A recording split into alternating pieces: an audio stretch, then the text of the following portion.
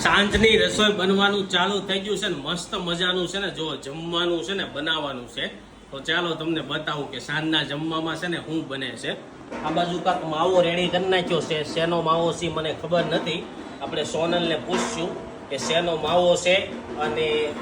શું બનાવવાનું છે તો શું બનાવવાનું છે આલુ પરોઠા કેવા આલુ પરોઠા બનાવવાના છે વેજીટેબલ આલુ પરોઠા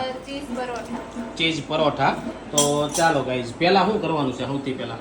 રોટલી જો ગણું છું માવો રેડી થઈ ગયો એવું છે તો ચાલો રોટલી વણવીને એ તમને બતાવું તો પરાઠા બનવાનું છે ને ચાલુ થઈ ગયું છે રોટલી વણી નાખી છે અને આની અંદર મસાલો ભરી દીધો છે આપણે કઈ રીતના પરાઠા બનાવી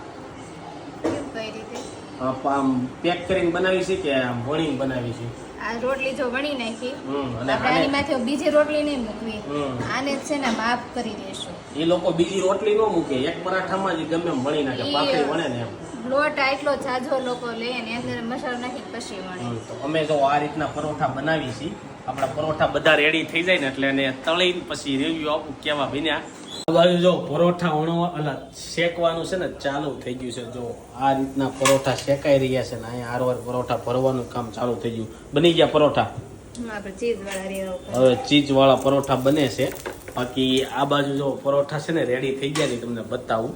મસ્ત મજાના પરોઠાની ડીશ થઈ ગઈ છે રેડી ચાલો બધા પરોઠા ખાવા પરોઠા થઈ ગયા રેડી ને બધા લોકો બેસી ગયા જમવા તો ચાલો રિવ્યુ લઈ કેવા બન્યા પરોઠા જોરદાર. તને ક્યાં પરોઠા ભાવે ઘરે બનાવી ઈ ભાવે કે રેડીમેડ મળે ઈ પરોઠા મને ઓછા ભાવે. ઓછા ભાવે તમને ક્યાં ભાવે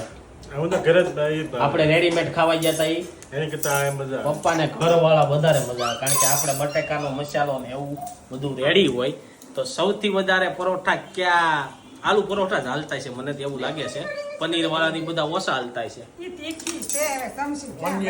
ઓનિયન પરોઠા આપણે હા આબુ ખાધા હતા ઓનિયન પરોઠા જોરદાર હતા તો તમને તમારા ક્યાં પરોઠા ફેવરિટ છે ને કોમેન્ટમાં લખો